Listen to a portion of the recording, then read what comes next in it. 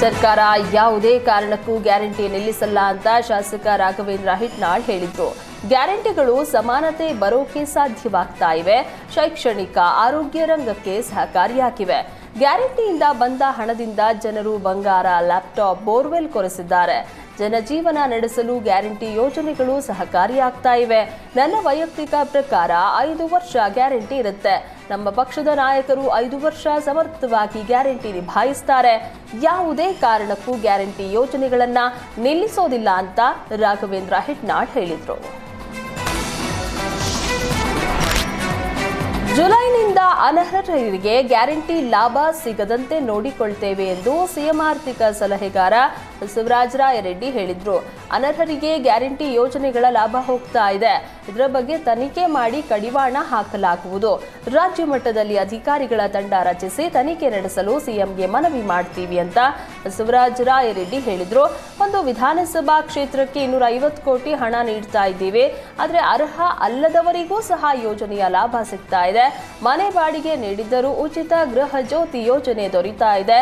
Tax, GST ಹೊಂದಿದ ಕುಟುಂಬ ಸದಸ್ಯರಿಗೂ ಗೃಹಲಕ್ಷ್ಮಿ ಹಣ ನೀಡ್ತಾ ಇದ್ದೀವಿ. ಪಡಿತರ ಕಾರ್ಡ್ಗಳಲ್ಲಿ ವ್ಯತ್ಯಾಸ ಆಗಿದೆ. ಈ ಕುರಿತು ಸಮಗ್ರ ತನಿಖೆ ಮಾಡಿಸಲಾಗುವುದು ಅಂತ ಹೇಳಿದ್ರು. ನಮಗೆ ಸೇನೆ ಬಗ್ಗೆ ಯಾವುದೇ ಸಂಶಯ ಇಲ್ಲ. ಆದರೆ ಬಿಜೆಪಿ ನಾಯಕರೇ ಯುದ್ಧಕ್ಕೆ ಹೋದ ರೀತಿಯಲ್ಲಿ ಮಾತನಾಡ್ತಾರೆ ಅಂತ ಸಾರಿಗೆ ಸಚಿವ ರಾಮಲಿಂಗಾರೆಡ್ಡಿ ಹೇಳಿದ್ದಾರೆ. ಬೆಂಗಳೂರಿನಲ್ಲಿ ಮಾತನಾಡಿದ ರಾಮಲಿಂಗಾರೆಡ್ಡಿ, ಈ ದೇಶಕ್ಕೆ ಸ್ವತಂತ್ರ ತಂದುಕೊಟ್ಟಿದ್ದು ಕಾಂಗ್ರೆಸ್, ಈ ದೇಶ ಕಟ್ಟಿದ್ದು ಕಾಂಗ್ರೆಸ್ ಪಕ್ಷ. ಸ್ವತಂತ್ರ ಪೂರ್ವದಲ್ಲಿ ಆರ್ಎಸ್ಎಸ್, ವಿಶ್ವ ಹಿಂದೂ ಪರಿಷತ್ ಇತ್ತು. ಆದರೆ ಸ್ವತಂತ್ರ ಹೋರಾಟದಲ್ಲಿ ಭಾಗಿ ಆಗಿಲ್ಲ ಅಂದ್ರು. ಇನ್ನು ಬಿಜೆಪಿಯಿಂದ ನಾವು ದೇಶ ಪ್ರೇಮದ ಪಾಠ ಕಲಿಬೇಕಾಗಿಲ್ಲ. ದೇಶ ಮತ್ತು ಸೇನೆ ಬಗ್ಗೆ ಸಮರ್ಥನೆ ಮಾಡಿಕೊಳ್ಳುತ್ತೇವೆ. ಆದರೆ ಬಿಜೆಪಿ ನಾಯಕರ ಬಗ್ಗೆ ಟೀಕೆ ಮಾಡ್ತೀವಿ ಅಂತ ಬಿಜೆಪಿ ವಿರುದ್ಧ ಗುಡುಗಿದ್ರು. ಬಮೂಲ್ ಚುನಾವಣೆ ವೇಳೆ ಅಧಿಕಾರ ದುರುಪಯೋಗ ಆರೋಪ ಕೇಳಿಬಂದಿದೆ. ಈ ಸಂಬಂಧ ಸರ್ಕಾರದ ವಿರುದ್ಧ ಬಮೂಲ್ ಮಾಜಿ ನಿರ್ದೇಶಕ ಜಯಮುತ್ತು ಆಕ್ರೋಶ ವ್ಯಕ್ತಪಡಿಸಿದ್ದಾರೆ. ಚನ್ನಪಟ್ಟಣದಲ್ಲಿ ಮಾತನಾಡಿದ ಜಯಮುತ್ತು, ಪಿತೂರಿ ಮಾಡಿ ಚುನಾವಣೆಯಲ್ಲಿ ನನ್ನನ್ನು ಸೋಲಿಸಲಾಗಿದೆ. ಸಹಕಾರ ಇಲಾಖೆಯ ಸಹಾಯಕ ನಿಬಂಧಕನನ್ನ ರಾಜಕೀಯವಾಗಿ ಬಳಸಿಕೊಂಡು ನನ್ನನ್ನು ಸೋಲಿಸಿದ್ದಾರೆ ಅಂತ ಆಕ್ರೋಶ ಹೊರಹಾಕಿದ್ರು. ಕಾಂಗ್ರೆಸ್ ಅಧಿಕಾರದ ಅವಧಿಯಲ್ಲಿ ಸಹಕಾರ ಕ್ಷೇತ್ರ ಸಂಪೂರ್ಣ ಹಾಳಾಗಿದೆ. ರಾತ್ರೋರಾತ್ರಿ 17 ಮತದಾರರನ್ನ ಅನರ್ಹ ಮಾಡಿ ನನಗೆ ಅನ್ಯಾಯ ಮಾಡಿದ್ದಾರೆ. ಸಣ್ಣತನದ ರಾಜಕಾರಣ ಮಾಡಿ ಕಾಂಗ್ರೆಸ್ ಬಮೂಲ್ನಲ್ಲಿ ಗೆಲುವನ್ನ ಸಾಧಿಸಿದೆ ಅಂತ ಜಯಮುತ್ತು ವಾಗ್ದಾಳಿ ನಡೆಸಿದ್ರು.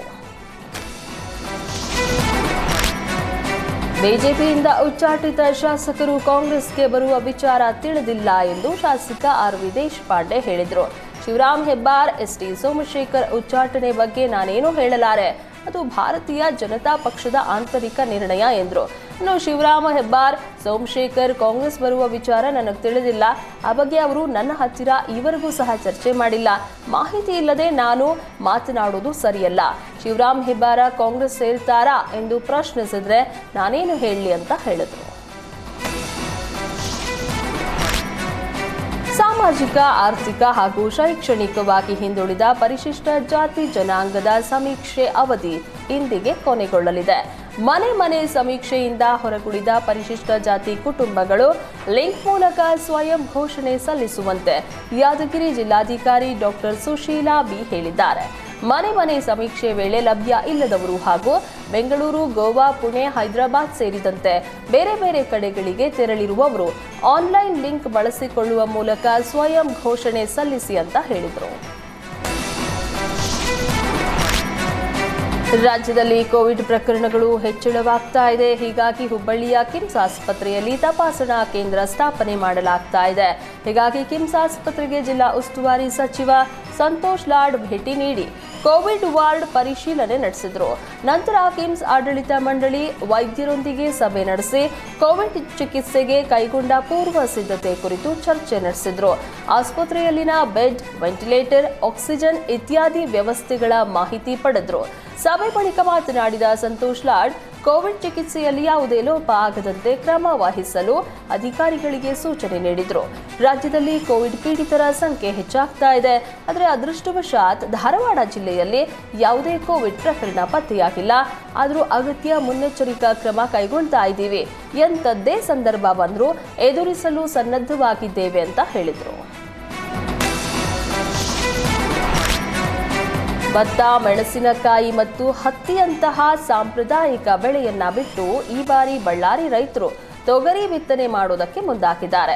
ಕಳೆದ ಹಲವು ದಿನಗಳಿಂದ ಸುರಿತಾ ಇರುವ ಮುಂಗಾರು ಮಳೆಯಿಂದ ಭೂಮಿ ಹಸಿಯಾಗಿದ್ದು, ತೊಗರಿ ಬಿತ್ತನೆ ಬೀಜಕ್ಕಾಗಿ ರೈತರು ಬೀಜ ಮಾರಾಟದ ಅಂಗಡಿಗಳಿಗೆ ಬರ್ತಾ ಇದ್ದಾರೆ.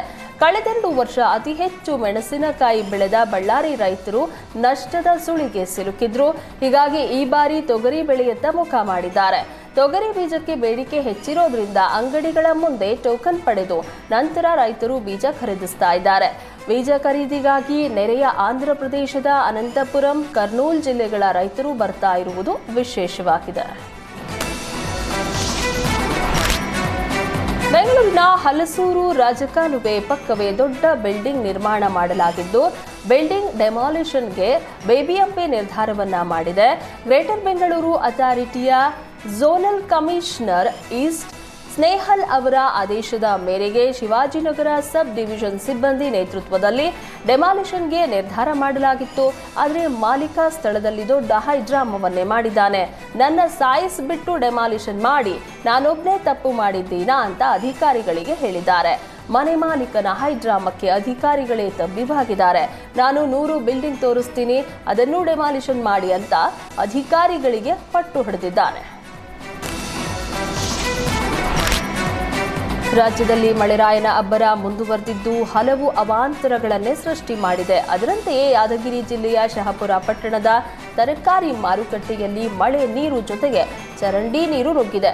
ಮಾರುಕಟ್ಟೆ ಸಂಪೂರ್ಣ ಜಲಾವೃತ ಆಗಿದೆ. ಮಾರುಕಟ್ಟೆಯಲ್ಲಿ ನೆಲದ ಮೇಲೆ ಮಾರ್ತಾ ಇದ್ದ ತರಕಾರಿ ನೀರು ಪಾಲಾಗಿದ್ದು ವ್ಯಾಪಾರಿಗಳು ಪರದಾಡುವಂತಾಗಿದೆ. ಚರಂಡಿ ನೀರು ನುಗ್ಗಿದ್ದರಿಂದ ತರಕಾರಿ ಮಾರುಕಟ್ಟೆ ಗಬ್ಬೆದ್ದು ನಾರ್ತಾ ಇದ್ರೂ ತರಕಾರಿ ಕೊಳ್ಳಲು ಜನರು ಬಾರದಂತಾಗಿದೆ. ನಗರಸಭೆ ಅಧಿಕಾರಿಗಳ ನಿರ್ಲಕ್ಷ್ಯದಿಂದ ಮಾರ್ಕೆಟ್ ದುಸ್ಥಿತಿ ಕಂಡಿದೆ. ಮಾರುಕಟ್ಟೆಗೆ ಸಮರ್ಪಕ ಚರಂಡಿ ನಿರ್ಮಾಣ ಮಾಡಬೇಕು ಅಂತ ಸ್ಥಳೀಯರು ಆಗ್ರಹಿಸಿದ್ದಾರೆ. ನಿರಂತರ ಸುರಿದ ಮಳೆಗೆ ಮನೆ ಗೋಡೆ ಕುಸಿದಿದೆ. ಚಾಮರಾಜನಗರದ ಗುಂಡ್ಲುಪೇಟೆ ತಾಲೂಕಿನ ಅಣ್ಣೂರಿನಲ್ಲಿ ಘಟನೆ ನಡೆದಿದೆ. ಮಹದೇವಯ್ಯ ಎಂಬುವವರ ಮನೆ ನೆಲಸಮವಾಗಿದೆ. ಅದೃಷ್ಟವಶಾತ್ ಯಾವುದೇ ಪ್ರಾಣಾಪಾಯ ಸಂಭವಿಸಿಲ್ಲ. ಗೋಡೆ ಕುಸಿದ ವೇಳೆ ಮನೆಯಲ್ಲಿದ್ದ 5 ಮಂದಿ ಕ್ಷಣ ಮಾತ್ರದಲ್ಲಿ ಬಚಾವಾಗಿದ್ದಾರೆ. ಸೂಕ್ತ ಪರಿಹಾರ ನೀಡುವಂತೆ ಕುಟುಂಬಸ್ಥರು ಆಗ್ರಹಿಸಿದ್ದಾರೆ. ರಾಜ್ಯದಲ್ಲಿ ಕಳೆದೊಂದು ವಾರದಿಂದ ಧಾರಾಕಾರ ಮಳೆ ಆಗ್ತಾ ಇದ್ದು ಯಾದಗಿರಿಯಲ್ಲಿ ಜನಜೀವನ ಅಸ್ತವ್ಯಸ್ತ ಆಗಿದೆ. ಸುರಪುರ, ಶಹಾಪುರ, ಹುಣಸಗಿ ಸೇರಿದಂತೆ ಹಲವೆಡೆ ವರುಣನ ಅಬ್ಬರ ಜೋರಾಗಿದ್ದು ಗಾಂಧಿ ವೃತ್ತದ ರಸ್ತೆ ಸಂಪೂರ್ಣ ಜಲಾವೃತವಾಗಿದೆ. ವರುಣನ ಅಬ್ಬರಕ್ಕೆ ರೈತರು ಕಂಗಾಲಾಗಿದ್ದಾರೆ. ರಾಯಚೂರು ಜಿಲ್ಲೆಯಾದ್ಯಂತ ಭಾರೀ ಮಳೆ ಆಗ್ತಾ ಇದ್ದು ಮುಂಗಾರು ಪೂರ್ವ ಮಳೆಗೆ ಜಿಲ್ಲೆಯ ಜನರು ತತ್ತರಿಸಿದ್ದಾರೆ. ನಿತ್ಯವೂ ಸಂಜೆ ಆಗ್ತಾ ಇದ್ದಂತೆ ಸುರಿಯುವ ಮಳೆ ಜನರು ಬೇಸರ ವ್ಯಕ್ತಪಡಿಸಿದ್ದಾರೆ. ಮಳೆ ಜೊತೆಗೆ ತಂಪು ಗಾಳಿಯಿಂದ ವೃದ್ಧರು, ಮಕ್ಕಳಿಗೆ ಆರೋಗ್ಯ ಸಮಸ್ಯೆ ಎದುರಾಗಿದೆ. ವಾತಾವರಣ ಏರುಪೇರಿನಿಂದ ನೆಗಡಿ, ಕೆಮ್ಮು ಮತ್ತು ಜ್ವರದಿಂದ ತತ್ತರಿಸಿದ್ದಾರೆ. ಇತ್ತ ಮುಂಗಾರು ಪೂರ್ವ ಮಳೆಗೆ ರೈತರ ಬೆಳೆಗಳು ನೆಲಕಚ್ಚುತ್ತಿವೆ.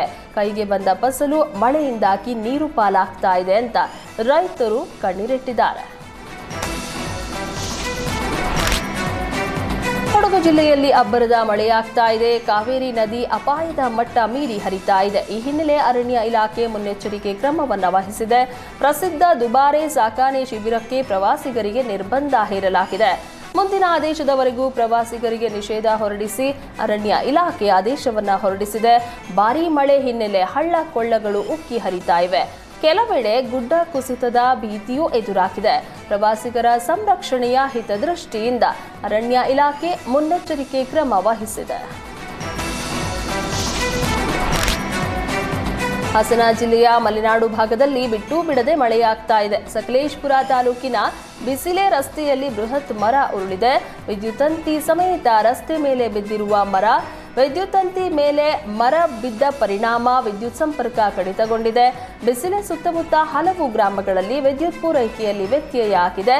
ಬಿಸಿಲೆ ಮಾರ್ಗವಾಗಿ ಸುಬ್ರಹ್ಮಣ್ಯ ಹೋಗುವ ರಸ್ತೆ ಬಂದ್ ಆಗಿದೆ. ಕರಾವಳಿಯಲ್ಲಿ ಮಳೆ ಕೊಂಚ ಇಳಿಕೆ ಹಿನ್ನೆಲೆ ಮೀನುಗಾರಿಕೆ ಪುನರಾರಂಭಗೊಂಡಿದೆ. ರಕ್ಕಸ ಗಾತ್ರದ ಅಲೆಗಳ ನಡುವೆ ಉಡುಪಿಯ ಮಲ್ಪೆ ಬಂದರಿನಲ್ಲಿ ಮೀನುಗಾರರು ಸಮುದ್ರಕ್ಕೆ ಇಳಿದಿದ್ದಾರೆ. ಮೀನುಗಾರಿಕೆ ವೇಳೆ ಸಮುದ್ರದ ರೌದ್ರಾವತಾರಕ್ಕೆ ಮೀನುಗಾರರು ಬೆಚ್ಚಿ ಬಿದ್ದಿದ್ದಾರೆ. ಅರಬ್ಬಿ ಸಮುದ್ರದ ರೌದ್ರ ರೂಪದ ವಿಡಿಯೋ ಮೀನುಗಾರರ ಮೊಬೈಲ್ನಲ್ಲಿ ಸೆರೆಯಾಗಿದೆ. ಸಮುದ್ರದ ಅಲೆಗಳ ಅಬ್ಬರದ ನಡುವೆ ಮೀನುಗಾರಿಕೆಯ ವಿಡಿಯೋ ವೈರಲ್ ಆಗಿದೆ.